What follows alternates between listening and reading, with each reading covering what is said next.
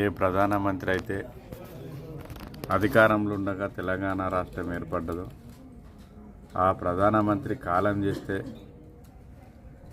ఆయనకు నివాళులు అర్పించేందుకు తెలంగాణ రాష్ట్ర ప్రభుత్వం అసెంబ్లీ అత్యవసర సమావేశం ఏర్పాటు చేసి డాక్టర్ మన్మోహన్ సింగ్ మాజీ ప్రధాని గారికి నివాళులు అర్పించే కార్యక్రమంలో కూడా ప్రతిపక్ష నాయకుడై ఉన్న 10 ఏళ్ళు ముఖ్యమంత్రి సీట్లో కూర్చున్న